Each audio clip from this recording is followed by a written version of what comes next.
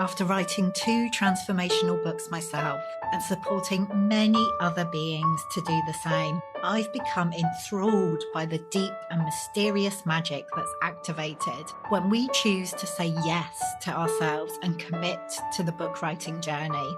Of course, we want to inspire change and new perspectives in our readers, but the transformation that happens as an author, both throughout the writing process and by actually releasing your book into the world, is surprisingly potent. I know I've been blindsided in the most disruptive and delicious ways by some of the changes my books have brought into my life. Writing a book is like casting a spell. Although we can never be completely sure what's going to be unleashed during the process, we choose to do it anyway. This Unbound one is a heroic journey. Each book has the potential to be a magical portal, a doorway to a new world, both for you and your reader. Each book has a very specific medicine that it's here to share with us. And each book gives us the opportunity to alchemize the magnificent imperfection of our experience into gold. The truth is that anyone can write a book. We could all get a few thousand words down and put them together. But what fascinates me is what happens when we allow the book writing process to go deeper. When we say, fuck it, get naked and dive way down beneath the surface. Letting go of the shoulds and any need to be acceptable, sensible, or approved of. What fascinates me is what happens when we make ourselves fully available to being transformed by the very act of writing a book. This is Unbound Writing, and this is the process we'll be exploring together here in the Unbound Writers Club. I'm Nicola, author and founder of the Unbound Press, and I help magical beings to write the transformational book they're really here to write at this time. I'm your guide here in the Unbound Writers Club, and the aim of this podcast is to help you to feel supported, encouraged, activated as you embark on your book writing journey. Whether you're a first-time author or have many books out in the world, my hope is that you will find something here to inspire you. Let's dive in.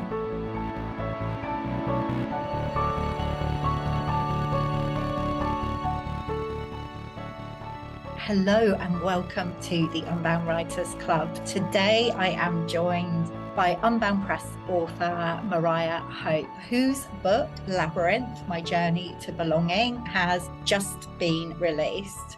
And Moriah had a really interesting, I'm not quite sure that word captures everything about her process, but yeah, a really interesting time as she was bringing this book through. Because originally, she was writing a completely different book. When I first connected with Moriah, when she came into the Unbound Writing Mastermind and, signed to publish with us at the Unbound Press, she was writing a book called Love Your Karma. And as we talk about in this conversation, she pretty much completed that before realizing there was this other book, Labyrinth, that wanted to come through. And in Labyrinth, Moriah shares her personal stories. It's a very personal book where she is sharing her experiences of life, loss, and the pathway to finding true inner belonging. And I think that's something, that feeling of belonging is something that so many of us are looking for, so many of us are craving. So Labyrinth, it's a spellbinding journey of realization that interlaces the everyday ordinary with the extraordinary. And when I first got to read the manuscript of Labyrinth, that's what I really, really felt. Like it's the story of, and I'm putting this in inverted commas, an ordinary woman who has really experienced and found her way in life in this extraordinary way. And I guess that kind of describes each of our own experiences as well. So really excited to have this conversation with Moriah and to share it with you because her process has been so fascinating to witness and hold space for. So without further ado, let's dive in and let me introduce you to Moriah. So, Moriah, welcome to the Unbound Writers Club. Thank you. It's lovely to be here. Excited for you to be here and see what wants to come through in our conversation. And I always ask the same question at the beginning of these conversations, which is, what does it mean to you to be an unbound writer? I'm laughing because I think it means everything, actually, because I don't think there's any other publishing house that would have welcomed or tolerated the book that I was pretty much finishing to be transforming into another book altogether. So thank you for that. I didn't expect it. So when this book came through, to be an unbound writer, for me, is about trusting the book to lead, actually. I think that's one of the biggest things. I already knew it, but this really, really made me embody it because I literally trusted it every step of the way. Yeah. And did it pretty much blindfold. So being an unbound writer, it meant that I could trust the book. I could write at my own pace. I trusted when the book was calling me to write. So I could feel it in my tummy button. It's like an umbilical cord. And regardless of how much I tried to resist it, I had to come and write. Luckily, it was usually between the hours of 9 and 5. But How I did convenient. set that condition. Please do not wake me up in the middle of the night. I've had that before. I don't want that again. But I didn't know. I couldn't have told you. In fact, I think I said to you, I can't gauge how this book wants to come together because although it's individual stories from my own journey, they didn't come in chronologically, and I wasn't sure how they were going to fall together. So it wasn't until the evening before I was due to send it off to you for its first edit that I sat down with all the stories printed out and thought, okay, show me how you want to be structured. And that's how everything fell in. And that's even how I realized there were three voices in the book. So to be an unbound writer means to completely trust the process of the book that's leading us through not just what it wants to say, but how it wants to be formatted, how it wants to come into being, what timings it wants. So, this one came through between, I would say, the winter solstice. The first 3 months were kind of a conception period where things were leaving my life and other things were coming in. And then from the spring equinox through to the summer solstice is when it was written. So, and then pretty much launched straight after the autumn equinox. There were lots of things about this my head couldn't have comprehended. So it needed to be unbound for it to come in. Yeah. And also to be able to express myself and to have lots of different ways in which the book forms. So, for example, my journal entries, the stories themselves, the three voices, so the Labyrinth's voice, my soul's voice, or the soul's voice. And, things like there are postcards in there. So postcards, messages that dropped into my life when I was going through really rough times that have been included as postcards, and rants even, the freedom to be able to write as I was ranting or write as I was going through a particularly strong emotion. I don't know whether that would be welcome in other places, but it's totally freeing to be able to do it with this process and with Unbound. Yeah, and has ended up being such a powerful book because of it. I just love the different elements of the book and the way that it's come together and the way that it is. I think I said this when I gave you my initial feedback, like it's so personal, but also so universal as well. Yeah. And I think sometimes that's the kind of doubt that can come up, like, oh, and I know this came up for you, like, it did. Read my story. Who wants to read my stories? Aren't they bored yet? Are we nearly there yet? The classic cry from the kids in the back of the car on are we nearly there yet? And I think it wasn't until I started sending the book out more widely that I realized, obviously, it's a universal message that women will go through, that will speak to women in different ways at different stages of their lives. So I'm very touched actually with some of the feedback that people have felt the courage to leave a corporate job and do something different, the courage to change the way that they're living. One woman started spontaneously writing while she was reading it. So it's just messages like that. You can't really put a figure on that or a definition on that. It's very different. And another woman was saying she's keeping on to it until she goes abroad and Jet's going to keep her company.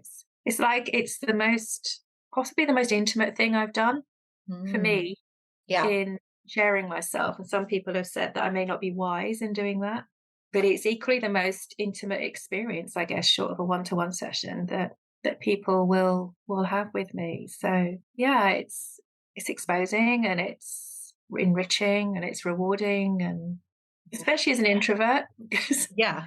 I get to share on a deep level on a one-to-one basis, but I don't easily share deeply on a group basis.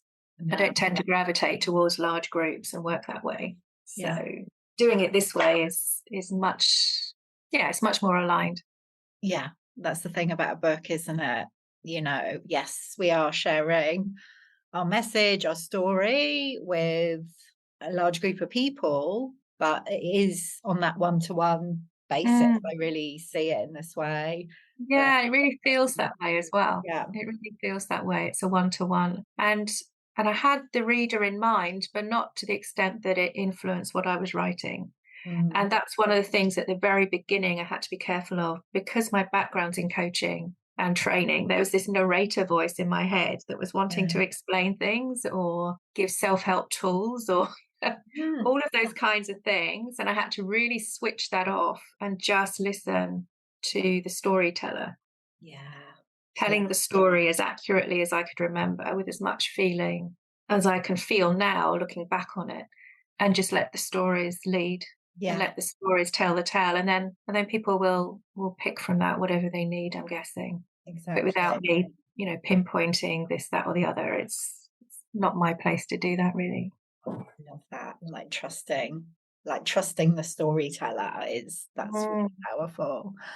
I want to go back to the beginning of the process, or earlier in the process, Yeah. your book writing journey, because you Hmm. alluded to it at the Mm. beginning of our conversation. I just want to revisit this because it's so powerful what you experienced.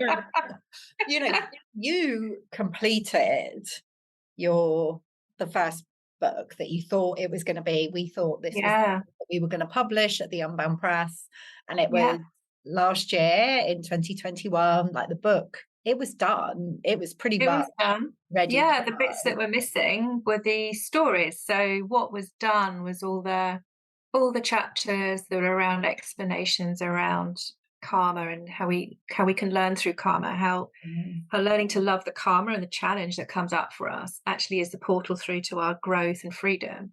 yeah. That was the essence of the book, really, Mm. which is ironic given I've just written my story and now I do love my karma. So obviously it was all meant to be. But yeah, I had got all the way through there, and then your feedback was there needed to be more case studies or other people's experiences, which I put in. And then you said there needs to be more of me in it. It's Mhm. like, oh, really? Do I have to do that? And so reluctantly, I started drawing on my own stories. I mean, I've just spent the entire month this February refining the case studies. So I've got about 8 case studies of people who had contributed to this other book, refined them when I was away house sitting on a retreat. And then you said, no, it still needs to be more of you. So, oh, okay. So as I started writing more of my stories, it became really clear that actually the other book was disappearing. Yeah. Energy for it just completely fell away. And it was just clear to me it wasn't coming back. So I left some space and had a chat with you about it, which was really cool because it's like, it's gone, it's going. What's your experience of this? Because obviously it's my first book. And I think pretty quickly the ideas of the story started to drop into my head. And so I just trusted that, really. I mean, it did morph into something slightly different where it had a different title, but that only lasted a week. Yeah. That dropped away, and then this came in, but it took about 4 weeks before the name of this book came in. And even then I didn't know how the labyrinth would manifest through the book. I Yeah. wasn't clear about that at all until quite a way through the journey of it, actually. So what was it like? I mean, obviously I know because we were having conversation through Mm. this process, but what was it like for you to be in this situation where you'd been working on this book, Love Your Karma? It was pretty much there. There were just some bits to be added. and then like for the energy to drop out of that completely, and this new this new book to take place? Well, in some ways, it might have been easier than in other situations, because when the name for this book first came in October 2019, I think it was, I didn't really want to write the book. Yeah. And it took a year to get to the stage that I was at when it went in for edit. And I still didn't love the book. It was almost like I knew it was a book that I needed to write and that I was being called to write. So I would write it. So it was almost like out of a sense of, okay, well, if I can get this book done, then I might get to something else that I do want to write, or I would enjoy writing. So Yeah. it wasn't quite duty, but it felt like, okay, this is the first one. So I'll do this one and see what happens after that. So I wasn't as attached to it maybe as I could have been or might have been. And there was something else I was going to say about that. So I wasn't fully attached to it, and I don't think I was 100% committed to it, but I wasn't emotionally invested in it, if that makes sense. And so when it dropped away, oh, and the other thing that's going on, this is it. I was becoming more and more, I was finding myself responding to self-help books Yeah. in a completely different way, actually, which quite surprised me given the job that I have been doing for years Yeah. and the amount of self-help books I've bought in my lifetime. I started to get this real repulsion almost of reading or doing anything with self-help books. Wow. And I began to notice, and this was all unconsciously, that I was being drawn to listen to podcasts more. Yours was included. There were some others. Listening to things like Desert Island Discs, people's stories, but through music, watching programs on TV about stories. Wow. So I thought this is interesting. So I'm noticing this, but gently. It was very gentle. It wasn't obvious. I just felt the draw to it. And then at the same time, I was listening to other podcasts like the Gene Keys, Richard Rudd's Gene Keys. And in that, suddenly he said, as part of my profile, I need to include stories through everything. And just there were these little things that were just dropping in whilst this space was opening up between one book and the other. And so although I had a reluctance about writing a book all about me, because who's going to want to read that, right? There was also a kind of a pull towards it and a realization that once I started writing these stories, there was a healing in them. Yeah. And sometimes there was a healing in the stories I hadn't expected there to be a healing in. So I can't think immediately of some of them, but I do remember that as part of the process. And also that there was an integration going on. As I was writing the stories, they were somehow integrating. And I can't put my finger on how that was happening, but I knew they were. And I was enjoying the process. So Love Your Karma took about a year just to get to its first edit. Yeah. This one, I was writing full time every day. It was full immersion and I was loving it. I would go for a walk in the morning on the beach and then either go to the beach cafe and write or come home and I'd be at my desk, glued to my desk. Amazing. You know, with this is the next story, and then the next one would drop in, and the next one, and the next one. And because I was still working towards the same publication date that I had before, and because this energy was so strong for the book, and the pull was so strong, you know, I thought that's what I was going to do, but it didn't quite work that way. Thank goodness, it would have been ridiculous. But but I loved writing. I realized that I actually really love writing. I mean, I really loved creating the Magician's Toolkit. That came in over a period of time, but the actual writing of it was quite intense. And so I've realized that, you know, 3 months is a good time for me. I've channeled whole courses in 3 months. You know, it's 3 months is the time where if I completely dedicate that time to the thing that is calling, it will get done. Yeah. And I don't know how it's going to get done, but I know it will get done. And I know that I'm given each stage as they go intuitively. So I just have to follow the next step and the next step. So in many ways, that book writing process mirrored life, or certainly mirrored my life, where I was needing to trust and rebuilding my trust after several years of loss and feeling like actually I'd lost my trust in myself and in life and in the process. So yeah, it had that role of rebuilding. Wow. Oh my goodness. That's just So that's priceless, really. Yeah. All exactly. of that is priceless. Whatever happens or whatever the book does now is fantastic. But for me personally, it's been priceless. Mm. Yeah. Um, Well, I've so appreciated witnessing and holding space for you to like trust like this book so fully and to trust your process. You know, it's been quite something to thank you. witness. So that's been priceless for me to have that experience of kind of seeing your journey and what it's resulted in. And also in terms of your journey, the way you've shared your book writing journey Mm. with your created a community around Mhm. it with your people. You had this Facebook group where you were sharing Yeah, like every step of the way, which yeah. I just found incredibly powerful as well. Yeah, and it was powerful to do as well. I mean, this book has demanded that it's public, so it wanted a community very early on. And I think I already had one for Love Your Karma, but I changed. I was clear about what was happening, which has been Yeah. really helpful actually, because it's filled in a few gaps when I've gone back and seen those posts. But yeah, there's a community of 180 in that group, and it's really helpful to get feedback on what you're doing. Otherwise, it can. I certainly felt like I was producing stories. If I hadn't done this, it would have been like producing into a vacuum, which is Mm. not how I work best. So I knew that I was going to need some feedback about how these were landing and the process itself, because I was very clear it was about the writing process, Yeah. people to join so that they could see behind the scenes. So yeah, it was powerful for me and still is. And I think I'll miss that community when I come to close the group, because I think I will. My sense is I'll close the group at some point towards the end of the month, but Mm. we'll see. Yeah. We'll What one? see what happens. It might morph into a community for something else. Who knows? Exactly. Yeah, but it's the book. I have trusted the book and I have let it lead the way, and it did want to be in community. It wanted me to share it more widely. And even in it was the book, when I tuned into the book, it was really clear it wanted a whole week of launch. Hmm. So, and it wanted it in certain ways so that different people could be included. It's a bit like my birthday. I never have a day, I have a week at least. Why not?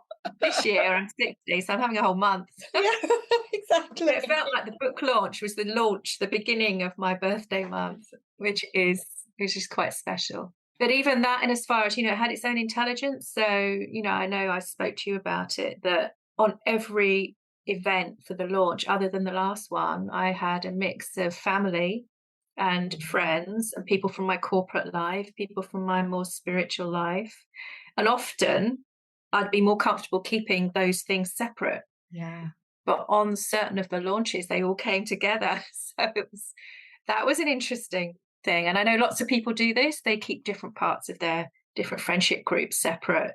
And so now I'm with my corporate friends, or now I'm with my family, or now Yeah. this was like, well, no, now you're being you, and you're with all these people who Beautiful. won't have seen you, so won't have seen me in this kind of situation. So Love it. Yeah, absolutely. And so perfect for this book as well, because it's that's so perfect for the book, because yeah, of course it's all part of what this book is doing for yeah. me. So how do you feel? Like the book, as we're recording this, the book's been out in the world a couple of weeks, Yeah, nearly. it's just 10 days, Yeah. So how are not you long. feeling? How are you feeling now? Um, I'm feeling quite settled. I wasn't sure how I was going to feel, to be honest, because it's been so intense the Mm. last 6 months. In some ways, I'm feeling emptied, but not in I'm not feeling empty. I'm feeling emptied, which, yeah, it's different. For me, when I gave birth, obviously I had babies, Yeah. baby to look after. But in giving birth to a book, it's not the same. So you have a book, but the book is out there now, and it almost doesn't belong to me anymore. It's out there, and so it's like, well, what do I do now? What do I do now? I don't want to rush straight into the next thing. I assumed I'd just have 3 days off and rest, Mm. but couldn't easily rest, so I didn't do that. I just pottered. So how am I feeling? Emptied, grateful. I think immediately after I was full, so I was absolutely full of celebratory love and gratitude. and pride, actually, that I'd actually done it. It's like, wow, I actually did it, and I have a book. and actually, I love the book. So I think we talked about this before. I've actually read it several times, and I dip into it partly if I want to put something on Facebook to share, but actually I have dipped into it and then carried on reading, and in some ways it's yeah, I like it, I love it. So it kind of feels wrong to say that somehow, but No, I do that's actually love my amazing. book. And in loving my book, I guess I'm loving my journey, and I'm appreciating that at the same time. And I Beautiful. would say to any other woman, whether you publish or not, writing your stories are so empowering, Yeah, such an empowering, healing experience. exactly. Very Exactly. powerful. So I would encourage any woman or man who's listening that if they want a healing medium, then writing your own stories and sharing them, if you feel drawn to, is I found it really powerful. Yeah. And I love listening to other people's stories. Oh, And I isn't still can't buy a self-help book. So it? I'm not sure. I don't know. I mean, I'm probably shooting myself in the foot. I don't know what's coming next, but Yeah. right now, I just can't. I just don't want to engage with self-help books anymore. I want to know stories. Yeah. Me too. Me too. That's what I'm really passionate Mm, about. I feel like we can receive so much through hearing somebody else's story, reading someone else's story without yeah, like there having to be this explicit, well, this is what you do, yeah, and no, yeah. And I don't like all being the same told for what to that. do anyway. So No, me either. I usually do the opposite.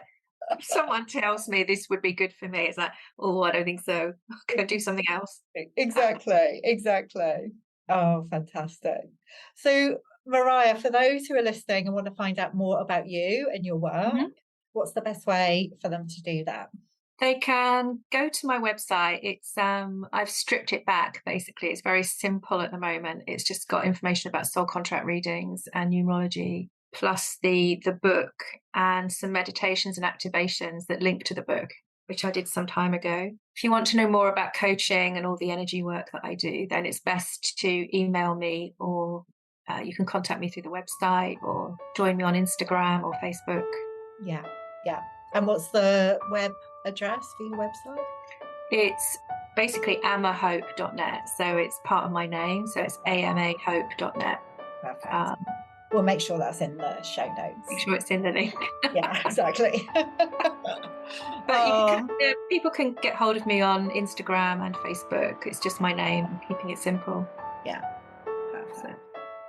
Oh, well, thank you so much, Mariah, for trusting and bringing through this incredible book, Labyrinth.